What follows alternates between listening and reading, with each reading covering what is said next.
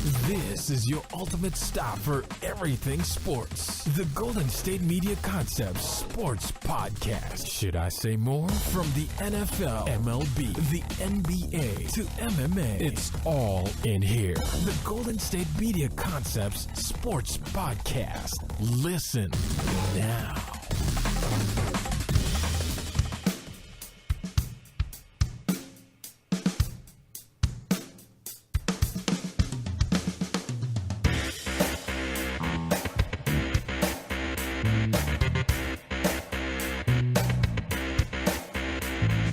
Thank you for listening to the Golden State Media Concepts Sports Podcast, where we discuss everything in the world of sports. I'm Ben. I'm Alex. Hello. And we have an action-packed show for you today. We have some unfortunate news to start with, but after that, we will be getting on to a lot of the good news. A lot of football-related stuff, college, NFL, but we have to start, Alex, with the unfortunate deaths of two people yesterday on totally opposite sides of the spectrum. So you have the death of 24-year-old Marlins ace Jose Fernandez in the boating accident, and then you have the death of the golf legend Arnold Palmer at 87 years old. Yeah.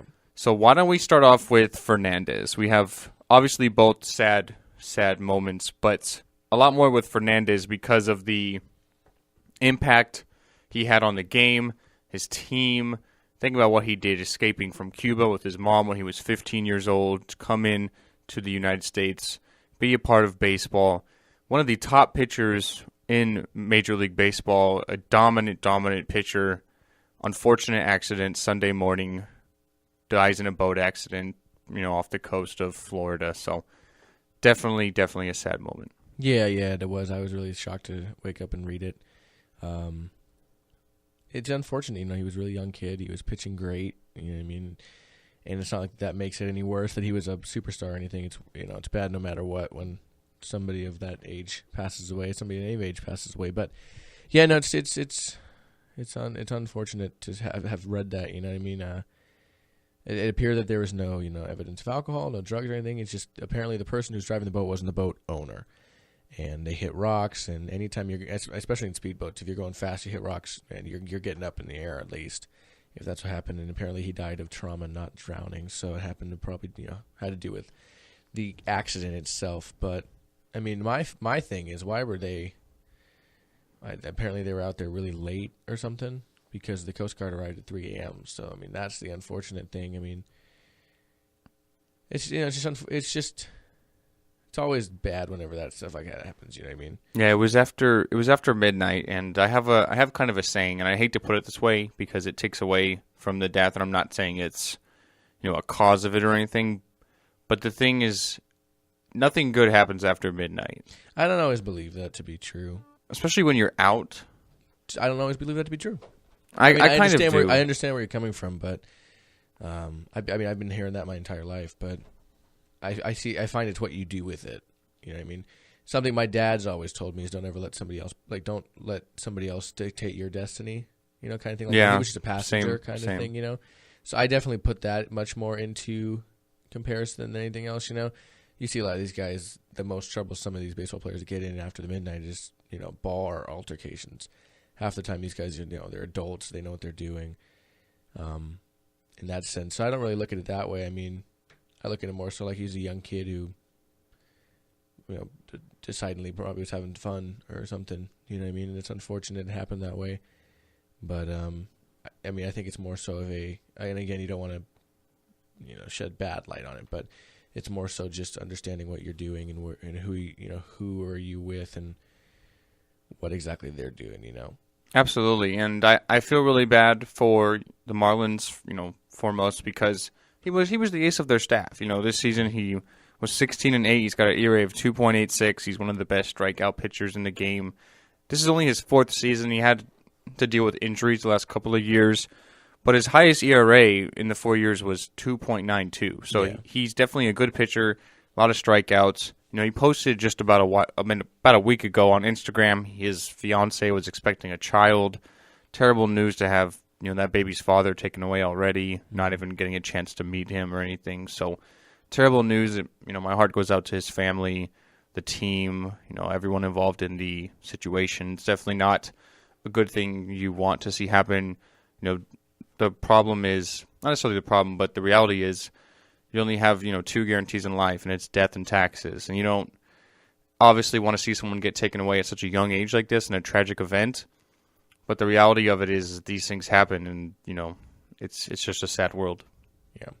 And, I mean, everybody was upset, rightfully so. But, players around the league, teammates, a lot of he was liked by a lot of people. So, unfortunate to say the least. Yeah, you could say that he was really on the path to becoming, if he stayed healthy, of course, to becoming one of the best pitchers, maybe even a path towards the Hall of Fame.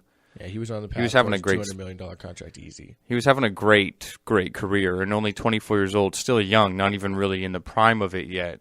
He was on his way to becoming. He's already one of the top young pitchers in the game, but just even better. And for a team like the Marlins, who had a good season this year, battled for a wild card spot for a while there. You have Giancarlo Stanton to build around on the offensive side. And then you had Fernandez to build around with the pitching rotation. Now you obviously have to go a different route, but definitely unfortunate events. So, And now you move on to the death, not to take anything away from Fernandez, but the death of Arnold Palmer yesterday as well. And obviously, death is not a good thing, but with Arnold Palmer, you could see it coming. He was battling. He was older. He was battling sickness. He hadn't been doing too well for the last year. Died at 87 years old, so nothing that was unexpected, really. And you can kind of more celebrate the life of one of the best golfers of all time as opposed to reacting to the tragic events that Hernandez did. So you can celebrate a lot more with Arnold Palmer.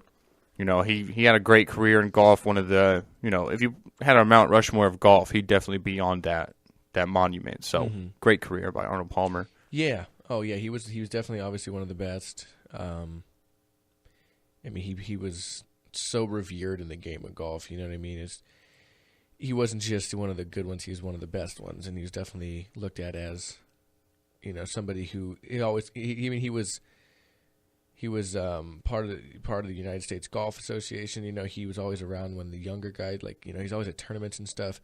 You see, the greats of nowadays. Phil Mickelson and Tiger Woods are familiar with him, and they met him. You know what I mean? He was always somebody to bring in the younger crowd,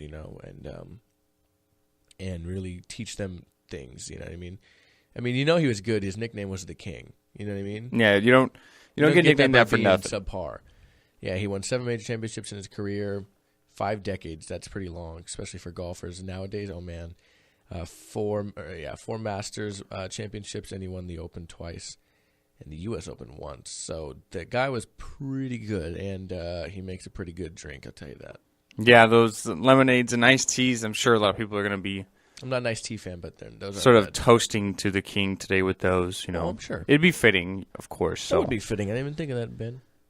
It would. So, maybe you just take one of those. Maybe I'll get one on my way into work. I don't know. But, yeah, so Arnold Palmer, unfortunately, does pass away at the age of 87. And as I mentioned, you can sort of celebrate his life and his legacy a lot more than Fernandez. But definitely a sad day in sports yesterday for the passing of both guys. It's going to leave a lasting remark on a lot of people. So my thoughts, prayers go out to both their families, everything. So it's an unfortunate day, but the reality of it is that it's going to happen. So it's unfortunate, but that's life, I guess. That is true, my friend. So, all right, Alex. With that being said, let's move on to some happy news. Okay. So one quick thing before we do our first break and our segments on football is this morning we had some interesting news regarding Paul Pierce.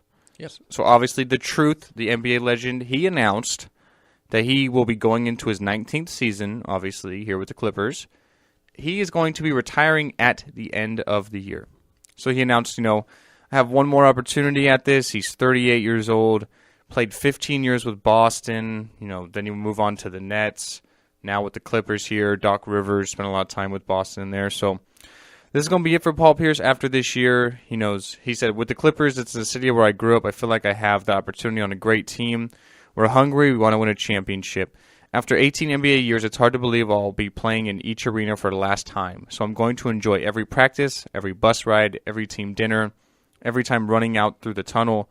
I'm going to do my part to give us a shot at the ultimate goal, which is obviously a championship. So this will be this is kind of the popular trend in sports now. It's that everybody's announcing they're retiring going into their last season. Derek Jeter, David Ortiz, Ray Lewis kind of did that going into the playoffs that year they won the Super Bowl. But yeah, he kind of announced it halfway through the season. Yeah, so Paul Pierce will be giving it a quits at the end of this year. So if you are a big Paul Pierce fan out there, make sure you go see the game when he's in your city, because this will be the last time you'll see him in an NBA uniform. Yeah. So, yeah. I mean, he's definitely one of the greats, and in a sense, not one of the all-time greats, but he's one of the best in the last decade plus in that sense. And yeah, I mean, if you like Paul Pierce, just definitely go see him in your city, in a city near you, because I mean, even at his age, he's still throwing it down. Yeah, definitely one of the best. I'd say one of the best trash talkers out there still, too. In like a nice way, too. Like, he'd be like, yeah, you know what? He'd be the guy to trash talk you, and then at the end of the game, ask you how the family's doing and everything, That's a good way to put it. Good playoff performer, too. So yeah, and he's going not long after Kevin Garnett. Yeah, think about this Hall of Fame class this year. You're going to have Tim Duncan, Kobe Bryant, and Kevin Garnett all going in the same year. Yeah, and then you'll have Paul Pierce the year after that. Obviously, he's going to retire this year. He'll be a Hall of Famer, too. So that's quite an impressive Hall of Fame class. Just wait till Ray Allen decides to retire. Oh, formally retire, Yeah. Instead of me going like, oh, maybe I'll join the Warriors or the Cavaliers. I can't believe that last year. Could not believe that. Man, what are you going to do? Obviously, he didn't go anywhere, so true. We don't have to really worry about it. But True, too true, Ben. Too true TV. All right. Well, let's take our first break. We'll come back. We'll talk NFL football, and then we'll eventually talk some college football. So let's take that break. Come back here at the Golden State Media Concepts Sports Podcast. Tired of searching the vast jungle of podcasts? Now listen close and hear this out. There's a podcast network that covers just about everything that you've been searching. Hey! The Golden State Media Concepts Podcast Network is here. Nothing less than a podcast bliss with endless hours of podcast coverage. From news, sports, music, fashion, cooking, entertainment, fantasy, football, and so much more. So stop lurking around and go straight out to the Golden State Media Concepts Podcast Network. Guaranteed to fill that podcast itch.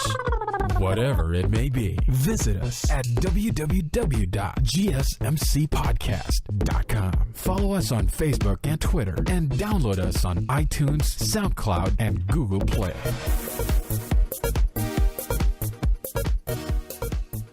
Welcome back into the Golden State Media Concepts Sports Podcast. Alex, I don't think there's a hotter team in baseball right now than the Boston Red Sox. I mean, that's been the case all year. But really, in particular right now, they're on an 11-game winning streak. They currently just clinched the AL East, which has been tight all year. And they're currently tied with Texas for the best record in the American League, which will be big because they would have home field advantage in Fenway Park. Obviously, if they got to the World Series, they would have home field advantage in the World Series with the American League beating the National League in the All-Star game. And they are just on fire, and they clinched the division over the weekend. We also had the Dodgers, I know you're not happy about this, clinching the NL West yesterday with a walk-off home run in extra innings in Vin Scully's last home game as a broadcaster. Can it be any more fitting than that? No, that's pretty cool. Yeah, seriously. I thought that was pretty cool. But yeah, I mean, I don't care if the Dodgers win the division or not. If the Giants were going anywhere this year anyway, you would just you'd hang your hat on the whole. Well, they didn't, they won the division once in those 3 World Series they won. So if they were playing well, I wouldn't care, but I still don't care. Yeah, the Dodgers win the 4th consecutive NL West crown. Yeah, I mean, I'll be proud of them when it gets them somewhere. You know what I mean? That's very true, my friend. It's very true. You so, know what I mean? All right, let's Buffalo transition. Bills won plenty of AFC Championship games, okay? Yeah, they won 4 in a row in the stretch there in the 80s. Still haven't won any Super Bowls. Speaking of NFL, let's move on now. So the Chargers, Manti Te'o left the game in the first quarter yesterday against the Colts. He has a torn Achilles. He's out for the year. So if it didn't get any worse for the Chargers, 1-2, lost Keenan Allen. Now they lose their inside linebacker, Manti Te'o. I don't think that's the first time you heard his Achilles either. I'm pretty sure he's heard it before. Yeah, not a good start for them. Not a good start. And as I mentioned, they lost yesterday to the Colts. Andrew Luck leads the Colts on yet another fourth quarter comeback drive with a long touchdown to T.Y. Hilton. So they won 22-20. And then we had a lot of other great games as well. We sure did. So let's start with the Thursday night game. Just to cover all the scores, I'm sure you guys talked about that on Friday. We did. It was an absolute beating by the Jacoby Brissett-led Patriots, 27-0. Moving to Sunday's action, we had Buffalo getting its first win of the year. I do believe, right? Yeah, that's their first win. Yes, it was. Now, weirdly enough, after this game, they have the exact same record as the Cardinals, whom they beat 33-18. The Cardinals are 1-2. Crazy to think that. Such a good team last year. Think about what they did last week against Tampa. They went 40-7. Looks so impressive. They go on the road to Buffalo, a team that looks like it was in total shambles. And then the Bills' defense actually put up a great performance. They turned over Carson Palmer 4 times. Really a good, solid performance from Buffalo, especially on the defensive side yesterday. And you look at the Oakland Raiders, who had a win 17-10 over Tennessee. They are 2-1. Yeah, Tennessee. I mean, Marcus Mariota is 1-8 at home. You know, that's not a good start at all. You know, he won his first ever home game last year, and then hasn't won since. And then since then hasn't. Sort of a controversial finish at the end, but the Raiders do squeak out a road win. A little bit of a controversial finish, but I think it was handled finely. Finally a word. And then how about the Raiders defense? They played a little better this week. Played a lot better. They could kind of times put it on there. Yeah, DeMarco Murray gashed him a bit. He did have 114 yards and a touchdown, but him on my fantasy team. He's on both of mine, as I might add. He's on one of mine. Jonathan Stewart was hurt, so I had to play somebody, and I was like, you know what? Let's do this tomorrow. Yeah, put up a pretty good performance. So Raiders defense, you mentioned, did put up a good performance the first 2 weeks. To their first 2 weeks, not so good. So last week only giving up 10 points. Yesterday, pretty good. Agreed. All right, moving to the Cleveland-Miami game. Miami's first game in new Hard Rock Stadium. It just looks like they put a weird shade thing over it. 30-24 in what was described as the best game in the week. Or the worst game in the week, depending on what you look at it. Yeah, but Terrell Pryor became one of the first quarterbacks in a while to log time at quarterback, receiver, and he even played a little bit of safety yesterday. I mean, he was all over the field. He had a rushing touchdown. You know, I felt like he was just an athlete. You know, it was like a high school football game / like a '60s football game or '50s football game where like Frank Gifford played it all. He had some stat that hadn't been done since Gifford. I forget what it was. And then this was just a total typical Cleveland Browns game. Yep. They have a chance to win it at the end. They turn over Ryan Tannehill. They have about a 40-yard field goal. Cody Parkey, like a 45-yard. Cody Parkey, who they just signed this weekend, on Friday, because their starting kicker. Only God will know how this happened, but he has to go on an injured reserve because he hurts his knee. Yeah. How often do you see kickers go on injured reserve? Not very often. Yeah, I mean, I saw 3 of them last year. But still, so he goes on injured reserve. So they bring in Cody Parkey on Friday to be their kicker for the game. He misses 3 field goals. Granted, he did make 3 of them. And it's hard to kick in Miami. Granted, he did make 3 of them, but he misses 3 field goals, including the game winner at the end. Not exactly a gimme, though. But still, I mean... That's what you paid for. You missed 3 field goals in the game? I don't expect Cody Parkey to be around next week. Yeah, we'll see. It seems that they have better options. Poor guy. Moving to Jacksonville, still unfortunately without a win, although being in 2 of their 3 games, losing to Baltimore 19-17. That was a close game there. It came down to the wire. Green Bay over Detroit on the strength of Aaron Rodgers' 4 first-half touchdown passes, did not score a touchdown for the rest of this game and held off a fiery comeback from Detroit, led by Marvin Jones Jr., who had over 200 yards receiving. I think you just put it best. Basically, winning the game in the first half, and then in the second half, totally doing nothing. They scored 3 points in the second half. 6. Detroit almost came back to win the game. Just 3. Detroit almost comes back to win the game. Marvin Jones looked like... he looked like you guys didn't know. He looked like Antonio Brown out there. He was just... No. All these long bomb touchdowns. He just looked like you guys forgot... They looked like they forgot to cover him. I don't know what happened. Obviously, a win's a win, so Green Bay is going to be happy coming off their result last week against Minnesota. Now they have 2 more home games in a row with a bye mixed in, so they're going to be quite well, in my opinion. They're going to do okay. Moving on to the Super Bowl champion Denver Broncos winning on the road in Cincinnati. Cincinnati has lost back-to-back games now to the Steelers and the Broncos. 29-17 in favor of the Broncos there. Andy Dalton has a turnover. The Denver Broncos are led by none other than Trevor Siemian, over 300 yards and 4 touchdowns. He becomes the first quarterback, I forget, since I forget who they said to win his first road game in his career and throw for 300 yards and 4 touchdowns. And he also becomes the first quarterback to do that for the Broncos in over 2 seasons. Exactly. You said it best. This is his first ever road start in his career, and he has the best quarterback performance, statistically wise, of anybody yesterday. Yeah, in hands down. And the running game was not there. C.J. Anderson only had 34 yards rushing on 10 carries. So the running game was not there. Yeah. He, on the offensive side, it was all on Simeon, Emmanuel Sanders, and Demaryius Thomas. So he really put up a good performance yesterday. Yeah, I was like, man, I don't have Jonathan Stewart in one of my fantasy leagues, and you can start you can start 2 quarterbacks, and then you can start. Doesn't matter between your running backs, tight ends, receivers. As long as you don't start more than if you want to start all receivers, that's fine. But you can only start 5 or whatever. You know what I mean? You could start literally a quarterback, 2 quarterbacks, 5 receivers, and kicker and defense. But I was like, I got to start somebody in favor of. I forget who. I think probably Jonathan Stewart. And I was like, maybe I'll start a second defense. I started the Jets, and they ended up losing, which I'll talk about. But they got decent points because you get turnover points and score points and so on and so forth. But I left Emmanuel Sanders on my bench. But then again, he hasn't done anything this entire season up until yesterday. So I had Demaryius Thomas in my lineup, 100 yards and a touchdown. I'm happy. There you go. I'm happy. There you go. All right, moving to the Minnesota Vikings-Carolina game. This game, the score, even though it was far apart, makes it look closer than the game was. 22-10 in favor of the Vikings.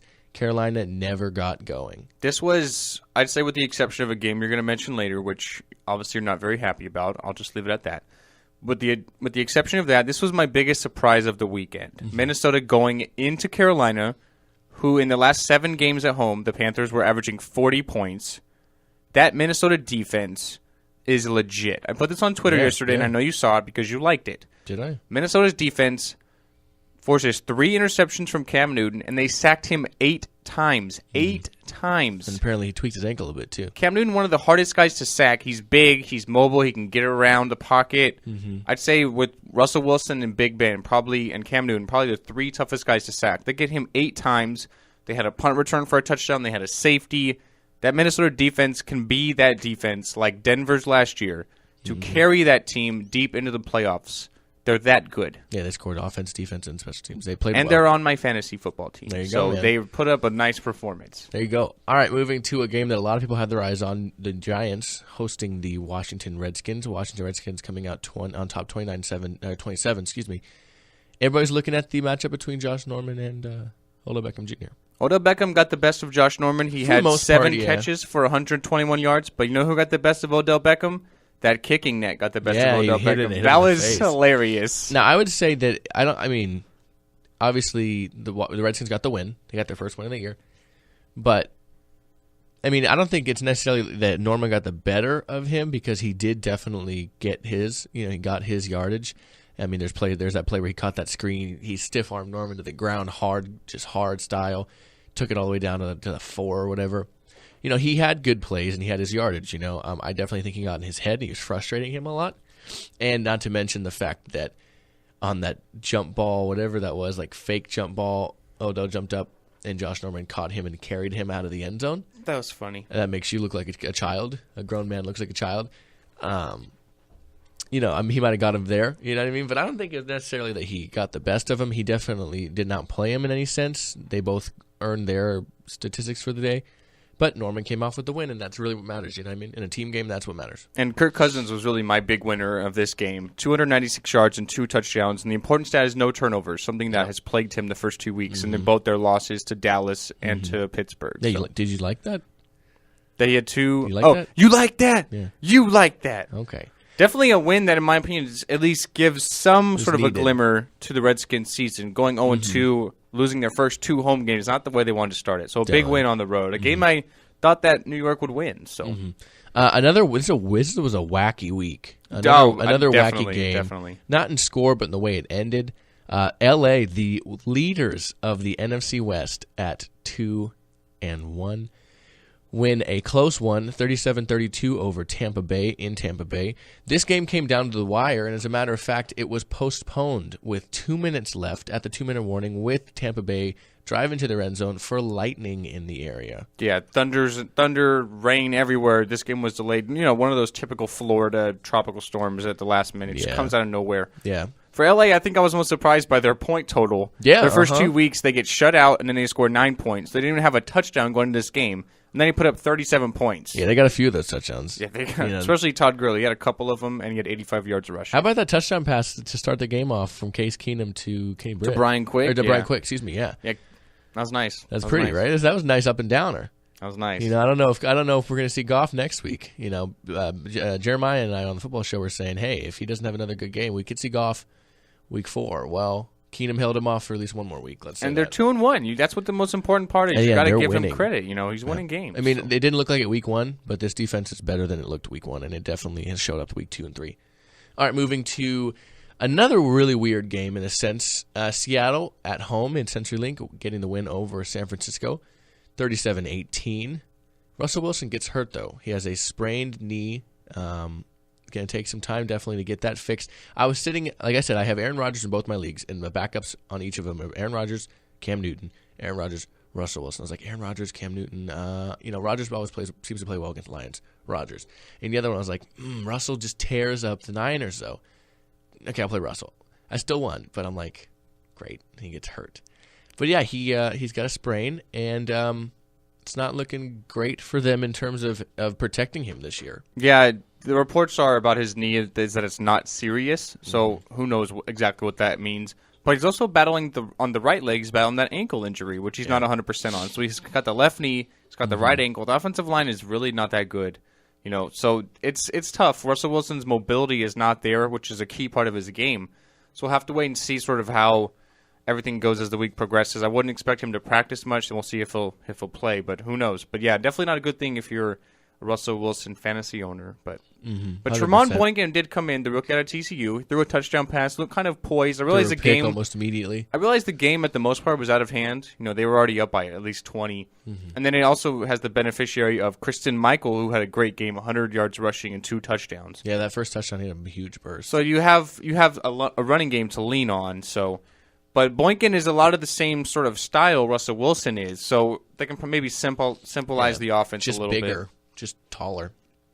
So, we'll have to wait and see. But see if he starts. The important part is that they did win the game, so they're 2-1 now. Moving to probably the weirdest game of the week, not in an upset, not in a close game, not in a weather thing, just unexpected, and not necessarily who won, because it's not surprising, if either team would have won, but the output from one player, and that is Kansas City at home winning big over the New York Jets, 24-3. Ryan Fitzpatrick has 6 interceptions. At that point, just start kicking the ball, bro. Stop throwing it. Hand the ball off to Matt Forte. Stop. And the Chiefs had 8 turnovers total, so they had 2 other turnovers. They scored twice on defense. I don't know how the Chiefs only managed to score 24 points. They had 2 defensive touchdowns. Yeah. One of them was special teams on the fumble on the kickoff. Yeah. So you only have 1 offensive touchdown, and you have 6 turnovers to account for that weren't returned for touchdowns. I don't know how the Chiefs' offense only managed 1 touchdown. That's what I find. Their offenses. That's what I find the most surprising. Obviously, if you have 8 turnovers, you're going to win in a lopsided game. But how did they only manage to score 1 offensive touchdown with 6 unaccounted for turnovers? The Jets' defense is still good. I didn't get all those fantasy points from them for no reason. But still, if you're on a short field constantly, if you're on the field constantly, you're going to give up more than 1 touchdown, you would think. But definitely credit to the Jets defense. They give up 10 points, technically, because they had 2 defensive touchdowns that they can't do anything about. So I guess that's the one thing to come out with the positive if you're New York. Ryan Fitzpatrick, 6 interceptions. He's got the lead league in interceptions in 1 game. So not a good day for New York. Yeah, Kansas City, they did have 1 turnover, okay, Ben? Yeah. Oh, I'm sorry. The turnover margin for them was +7. I'm sorry. Moving on to a close finish. This kind of had a wacky ending, too. It was really weird. Indianapolis wins a close one over San Diego, 26-22. There was 1 untimed play to end the game. I saw that. Yeah, it was really weird. They got the ball. It's not like they were on the 30 or anything in field goal range, or that wouldn't win it. But they weren't close. But they had 1 chance for 1 last play, and Phillip Rivers threw it to Travis Benjamin. And he got absolutely destroyed. From behind, too. The guy pushed him. And it's just a case of one of those guys, he was slowing up, and a lineman got to him. It was one of those plays where Benjamin is trying to like throw a backwards pass across the field to his teammate. Yeah, he's slowly patting his feet to turn. He kind of like stopped like a quarterback would in the pocket, and someone just came up from behind him and absolutely destroyed him. Just absolutely shoved him to the ground. Yeah, he made the kid look just like a rag doll. Yeah, it was kind of funny. But yeah, I guess so. Pat McAfee of the Colts punted. And I guess the Colts touched it before the clock ran out or something like Illegal that. touching, I think. Right. And so they can't end on a defensive penalty, which would be that because that's the ball's flipping. So in that moment, that you become the defending team. Right. You know? So they gave the Chargers one untimed play, and then we just told you what happened. Yeah. Again, they threw from like their own 35. So a big win for the Colts. They were facing 0-3. Definitely, no team has ever made the playoffs going 0-3. So a big win for the Colts in a division that's still. A lot of question marks. Houston and Indianapolis are the best two teams in my opinion, but Houston, we saw what happened to them on Thursday against New England. So exactly. Who knows? Moving to a game that, yes, you're right, I'm not too fond of, but I have a very simple philosophy with football. I let myself be bothered by it for a day and I move on. Yeah. I have a lot more to look forward this week as a Steeler fan with Le'Veon Bell coming back and, moving forward, Sunday Night Football, all that good stuff. But the Steelers did lose a big one. In state, albeit to interstate rival Philadelphia, 3-34.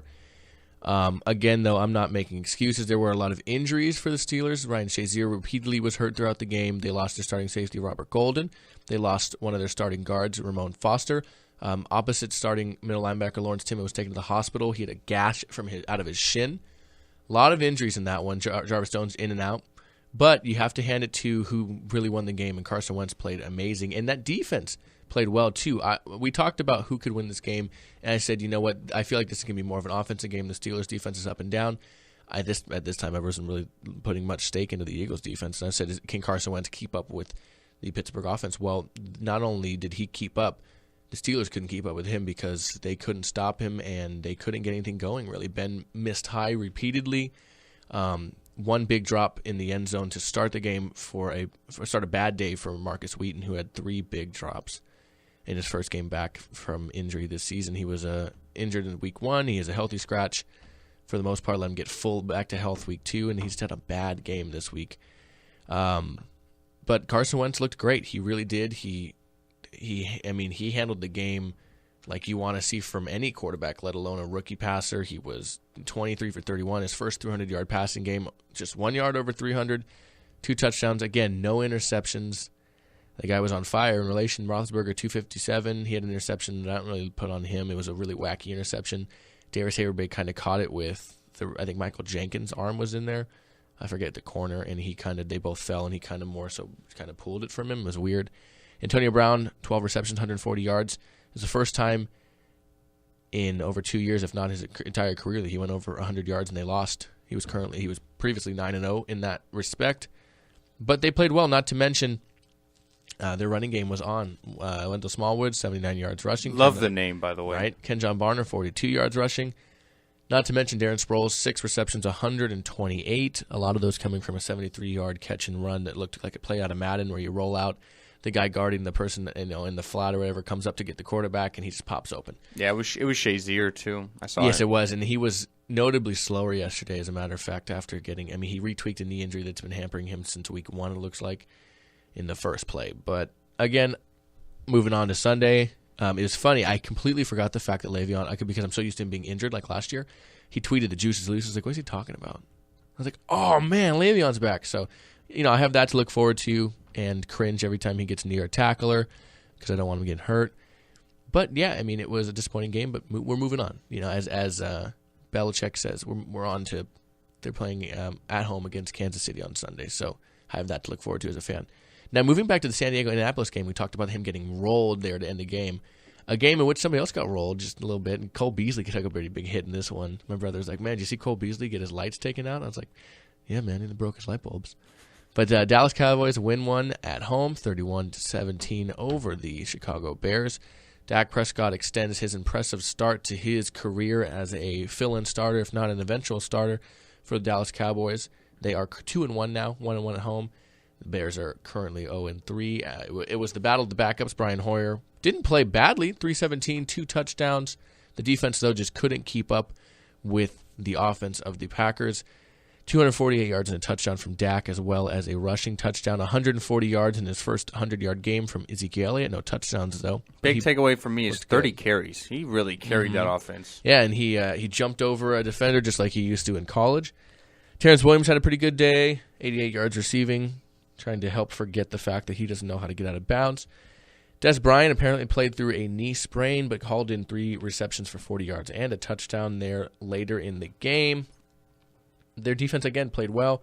Terrence Williams, though, did lose a fumble, so, I mean, maybe not completely resolving issues for himself there. Maybe he still needs to learn to get out of bounds. Exactly. Learn that before you learn ball control, learn getting out of bounds, and then we can talk, man.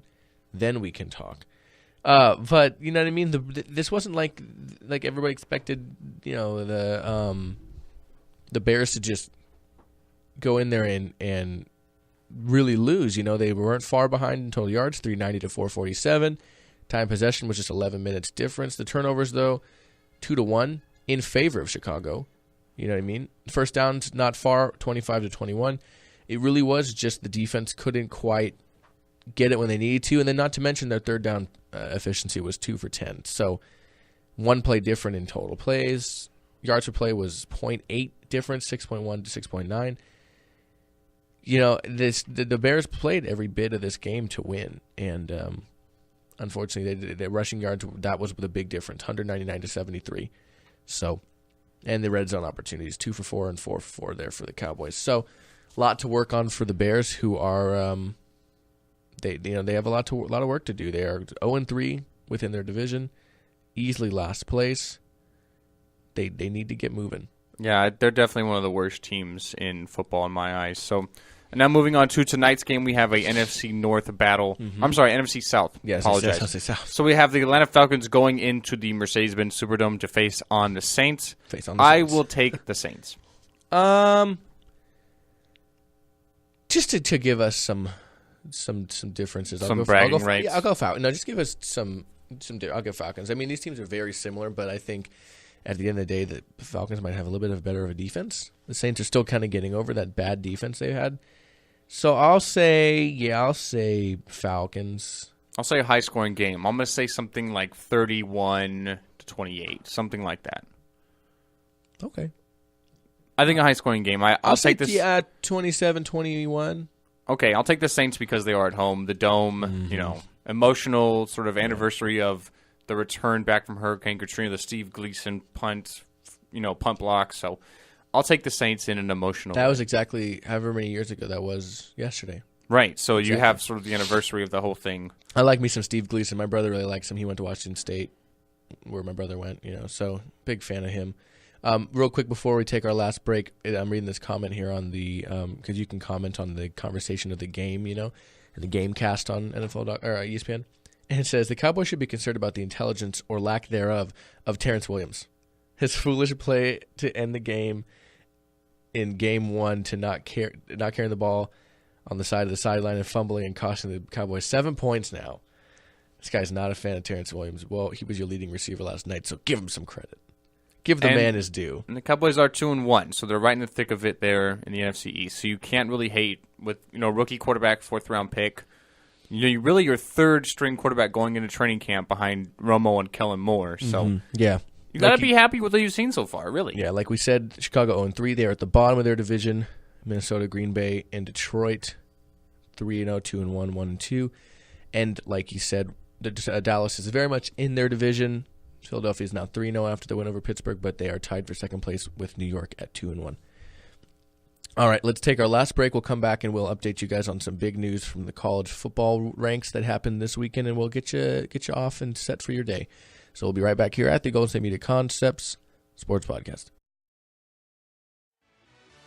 Check out the show that's built on the MMA. From the UFC to extreme cage fighting, they got the fights covered. Check out the GSMC MMA podcast. Get the latest news on past or upcoming fights. Join us as we talk to and about some of the biggest names in the MMA, past, present, and future. When it's the fight game, there's just one show to check out. GSMCpodcast.com/MMA-podcast. Don't forget to like them on Facebook and follow them on Twitter. Visit GSMCpodcast.com for more info.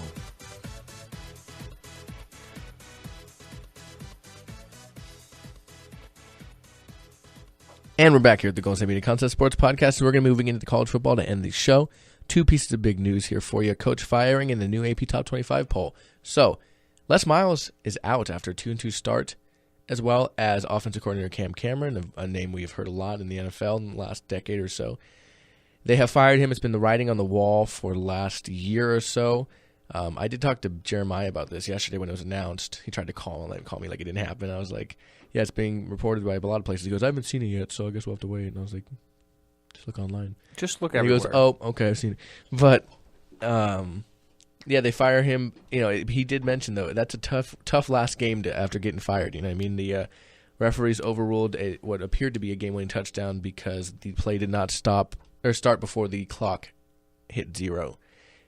So they ended up losing that game. It was kind of a back-breaking way to lose a game. But this has been rumored since last year even. He is fired. I didn't expect Cam Cameron to get fired, but then again, the offense wasn't really moving the ball. Defensive line coach I keep wanting to say Oregon, but it's Orgeron. Ed Orgeron. Orgeron, yeah. He is being named the interim head coach. And he did pretty well as an interim coach with USC after they fired Steve Sarkisian. So, Yep. You know what? With Les Miles is a good football coach. He is, yeah. He had the highest win percentage in LSU history at 770. Think about who else used to coach there, who he replaced. Nick Saban. So that's saying something. He was 114-34 at his time in Baton Rouge. Les Miles is a good football coach. I think he got fired because the offense was not doing well, and they sort of were calling for his head last year, which they didn't fire him. He's going to get on somewhere next year. You know what? I'm going to throw in a twist here. Clay Helton at USC is 1-3. Yeah. Their season, in my opinion, is over with. They're not doing too well. Not really, I think USC is going to have to spend a lot of money because I think they're going to fire Clay Helton and they're going to bring in the big bucks to hire Les Miles. Les Miles is a good football coach. You put him on the West Coast, battling David Shaw at Stanford, maybe Jim Moore at UCLA, because Oregon's really fallen off without Chip Kelly. Yeah. You've seen they lost against Colorado. They're now 2-2. Mm-hmm. They miss Chip Kelly more than anybody. So I think Les Miles, you bring him to the West Coast, he can still recruit. USC's a big program. Oh, yeah. I think that would be a great fit, but that would probably have to be next year. Excuse me. Now, I don't think it's going to happen, but you mentioned Chip Kelly, who went from Oregon to the NFL. Do you see that possibility for Les Miles at all? Going to the NFL? Mm-hmm. Again, I'm not saying I do. It's a question. Possible. I mean, it really depends on what opens up. You know, at the end of the year in the NFL, you always have coaching jobs open up. Same thing with college. Mm-hmm. But you look at who are the top college coaching prospects. You have the guy from Houston. Yes. I forget his name. It's Tom something. Okay, so you have the guy from Houston. Other than that, who you have? Really nobody. Louisville. You know, Bobby Petrino, but we saw what he did in the NFL. He said see ya to Atlanta Falcons during the middle of the season. Coach the Razorbacks. So, I don't really know. Les Miles is that other top guy, along with the guy from Houston. Okay. So, I think Les Miles probably stays in college. I do too. I think USC would be a good fit, but they'd have to fire Clay Helton after they just hired him. Mm-hmm. That's a lot of money. Yeah, but you know how colleges are. If they need to do it, they'll do it. That's true. Okay, well, let's move on. Let's talk AP Top 25 before we let you go.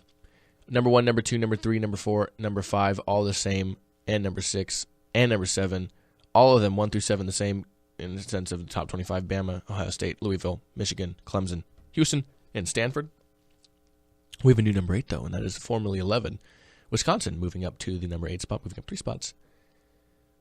We have Texas A&M moving up 2 spots from 1 spot from 9 to 10, pretty much flip-flopped with Washington. Washington has the downside of not having really played a lot of big names yet, even though they go into a game, I think, against Stanford this week. I put Washington on upset alert on Friday against Arizona. Their first road game, Pac-12. Arizona, a good home field advantage, good and home team. Washington had to go into overtime to win that game. So I was pretty close. Yep. Texas A&M move up 1 spot after their victory over Arkansas. They absolutely killed them. Yeah. To me, Wisconsin, I was surprised they only moved up from 11 to 8 because they went on the road. They beat Michigan State. They killed them 30-6. But no one else in the top 7 lost, and they played reasonably competitive opponents. So you know they're not going to move into the top 7. I agree, but I'm surprised they only moved up 3. You know, I felt like they could have moved up a lot higher. I would have maybe put them over Stanford. No, Stanford's played well in their 3 games, and they've won the way you want them and expect them to win. You know, and they played good competition too. I think if Wisconsin keeps winning, then maybe we can switch them, but because they're going to have a few games in a row here against Yeah, they're playing Ohio opponents. State and Michigan next, so we'll find out what Wisconsin's really made of. A big, true, solid win over Michigan State, a great win. Now we'll really find out. So you said Washington rounding out the top 10. We have Tennessee at 11. A big come from behind win. Well, Tennessee is that one team that is just so puzzling to me. They start off terrible. They were down 21-0 against Florida. Come back to win by 10. They were down 14-0 against Virginia Tech. Come back to pound them. Go to overtime to beat Appalachian State. But yet they're still undefeated in the SEC, so you got to give them some sort of credit. Yeah, you just got to find a way to start better. We have a lot of teams in the teens as well that moved up just a few spots. 13-12, Florida State, 16-13, Baylor, another one-spot mover in Miami from 15-14. We have a five-spot mover, big time, Nebraska from 20-15. We have, even more than five. You kidding me, man? 23-16, Mississippi. We got Ole Miss moving up. And yeah, they really pounded Georgia this weekend. Oh, yeah, you could say that. Then, like you said, the aforementioned Michigan State dropped a lot from 8-17. Moving up from 24-18 is another Pac-12 team, the third in the conference to make the top 25, and that is Utah, moving up from 24-18. San Diego State, the lone Mountain West team, still represented, moving up another week here, 22-19 there. They are in the teens. We have a team that dropped a bit, Arkansas, 17-20. Unranked formerly, were they ranked at any point this year? Yeah, before TCU they lost to Arkansas. So getting back into the top 25 at 21 is TCU. Down one spot, Texas, 21-22. Moving down 4, Florida from 19-23, as you said, in that loss to Tennessee. Boise State is now ranked, so actually, excuse me for saying the lone Mountain West. Boise State is now another Mountain West team in the top 25 at 24, just sneaking in there, and Georgia dropped from 12 to 25, a whole 13 spots there for the SEC team out of Georgia. So that's your top 25 for this week. Yeah. Any big notables before we get going? I mean, again, I just think I was surprised Wisconsin didn't go up higher for a big, impressive road win. I get what you mean. It's still early, so it doesn't really matter. But I get what you're saying, because no one ahead of them really lost. And we'll really see a lot this week when we have number 3 Louisville going in to face number 5 Clemson. A game, that's gonna be a great game. We'll talk about as the week progresses. I can't wait for that one. Honestly, I think it's, in my opinion, by far we have the best 2 teams in college football ranked number 1 and number 2, and that's Alabama and Ohio State. Yep. I think we also have the best 2 coaches in college football with Nick Saban and Urban Meyer. I think Harbaugh's really close. He has Michigan at 4, by the way. Yeah, he so. does. I think as the season progresses, we'll find out a lot. To me, the big takeaway is the Big Ten. Think about this. We have Ohio State, Michigan, Nebraska. I realize Michigan State just lost. Wisconsin. We have 5 schools all right there in the Big Ten for a division that was looked at maybe a couple of years ago as really, really lackluster. Iowa's still a good team. Realize they lost to North Dakota State, but they were ranked previously before that. So a lot of good, solid teams in the Big Ten. Yeah, and my takeaway is the Mountain West. Having 2 teams in the top 25 there. Having San Diego State, who won the division last year. Boise State, who's the perennial powerhouse in the Mountain West Conference. They're really, getting national attention. And, San Diego State, they weren't just a team that did well in their division. San Diego State is a Mountain West team that you have to keep an eye on. And they've already beaten Cal this year, a Pac-12 school. So. Exactly. And Cal's they're nowhere near what they were the last few years, but, that's nothing against San Diego State. They are really playing some good ball at 3-0 right now. Right. I'm interested, definitely, for this week of college football. It's going to be a good week. But that'll do it for us today. So as always, Ben and I would like to thank you for listening. You can find us on GSMCpodcast.com if you want to listen to any of our shows. Ben and I also do soccer, which we'll record later today. He appears on the football show on Friday. I do football Monday through Thursday. And don't forget, Ben does baseball as well.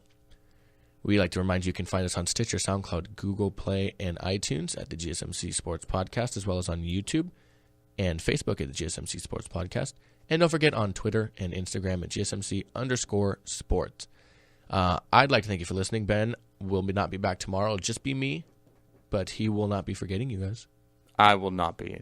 I won't be forgetting you. I can never forget our listeners. I just put up a picture of your face on my phone, and I put it in your seat, and I pretend like I'm talking to you. Okay, I was like, wait a second, what? But it makes a lot more sense now that you said it. So no, I don't do that. But thank you, like always. We'd like to thank you for listening. I'm Alex. I'm Ben. I'll see you tomorrow. I'll see you Wednesday. And you guys stay good out there.